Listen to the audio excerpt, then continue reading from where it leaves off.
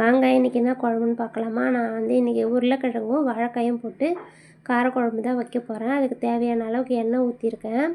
கடுகும் வெந்தயத்தையும் போட்டுக்கிறேன். அது நல்லா பொரிஞ்சதுக்கப்புறம் 2 பெரிய வெங்காயம் எடுத்து கட் பண்ணி வச்சுருக்கேன். அதையும் அது கூடவே சேர்த்துக்கிறேன். கொஞ்சமாக கருவேப்பிலை போட்டுக்கலாம். போட்டுட்டு நான் ஒரு பெரிய பூண்டு எடுத்து கட் பண்ணி வச்சுருந்தேன். அதையும் அது கூடவே சேர்த்துக்கிறேன். சேர்த்துட்டு நல்லா நம்ம வதக்கி விட்டுக்கலாம்.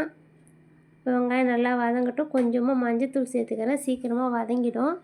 அதுக்காக நான் மஞ்சத்தூள் சேர்த்துக்கிறேன். சேர்த்துட்டு நல்லா நம்ம வதக்கி விட்டுக்கலாம். வெங்காயம் நல்லா வதங்கட்டும். ஒரு பச்சை மிளகாவும் சேர்த்துருக்கேன். கீரி தான் சேர்த்துருக்கேன். சேர்த்துட்டு நல்லா கலந்து விட்டுக்கலாம். இப்போ நான் 2 பெரிய தக்காளி எடுத்து கட் பண்ணி வச்சுருந்தேன். அந்த தக்காளியும் அது கூடவே சேர்த்துக்கிறேன். நல்லா பழுத்த தக்காளியை 2 எடுத்து சேர்த்துருக்கேன். இப்போ நல்லா மிக்ஸ் பண்ணி விட்டுக்கலாம். நான் தக்காளி வதங்கிறதுக்காக உப்பு தான் சேர்க்குறேன். குழம்புக்கு தேவையான அளவுக்கு உப்பு சேர்த்துக்கலாம். நான் கல் உப்பு தான் சேர்க்குறேன். சேர்த்துட்டு நம்ம நல்லா மிக்ஸ் பண்ணி விட்டுக்கலாம். நல்லா தக்காளி வதங்கினதுக்கப்புறம் நம்ம காயை சேர்த்துக்கலாம். நான் ஒரு வாழைக்காய் எடுத்து சின்ன சின்னதாக கட் பண்ணி வச்சுருந்தேன். அதையும் அது கூடவே சேர்த்துக்கிறேன். 2 உருளைக்கிழங்கு கட் பண்ணி வச்சுருந்தேன் சின்ன சின்னதாக. அதையும் அது கூடவே சேர்த்துட்டு நம்ம எண்ணெயிலே வதக்கும் போது நல்லா காய் நல்லாயிருக்கும், வெந்துடும். இப்போ நல்லா கலந்து விட்டுக்கலாம். இப்போ நல்லா கலந்து விட்டுட்டு குழம்புக்கு தேவையான மசாலா தூளையும் சேர்த்துக்கலாம்.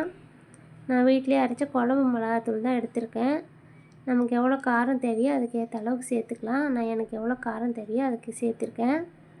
சேர்த்துட்டு இப்போ நல்லா நம்ம கலந்து விடலாம். எண்ணெயிலே கலந்து விடும்போது நல்லா பச்சை வாசனையெல்லாம் போய் நல்லாயிருக்கும். அதனால தான் இப்போ தேவையான அளவுக்கு தண்ணி ஊற்றிக்கலாம்.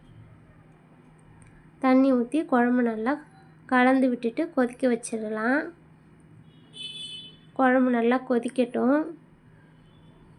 இப்போ நல்லா குழம்பு கொதிக்குது. இப்போ ஒரு தடவை கலந்து விட்டுக்கலாம். இப்போ குழம்பு நல்லா கலந்து விட்டுடுறேன். நான் ஒரு பெரிய நெல்லிக்காய் சைஸ் அளவு புளி எடுத்து கரைச்சி வச்சுருக்கேன். அந்த புளியை இப்போ ஊற்றிக்கிறேன். புளி தண்ணி ஊற்றிட்டு நல்லா கலந்து விட்டுக்கலாம். கலந்து விட்டுட்டு குழம்பு நல்லா கொதிக்கட்டும். ஒரு மூடி போட்டு மூடி வச்சிடலாம். இப்போ வந்து குழம்பு நல்லா கொதிச்சிடுச்சு. காயும் நல்லா வெந்திருக்கு. நம்ம கலந்து விட்டுக்கலாம். சூப்பராக காரக்குழம்பு ரெடி ஆயிடுச்சு. சாப்பாட்டுக்கு ஊற்றி சாப்பிட்டா செம்ம டேஸ்ட்டாக இருக்கும். இட்லிக்கும் நல்லாயிருக்கும். நீங்கள் ஒரு தடவை இது மாதிரி செஞ்சு பாருங்கள். அவ்வளோதாங்க, காரக்குழம்பு ரெடி. கொஞ்சோண்டு கருவேப்பிலை சேர்த்துக்கலாம். சூப்பராக காரக்குழம்பு ரெடி ஆயிடுச்சு. வீடியோ பிடிச்சிருந்தா லைக் பண்ணுங்கள், கமெண்ட் பண்ணுங்கள், சப்ஸ்கிரைப் பண்ணுங்கள். பாய்.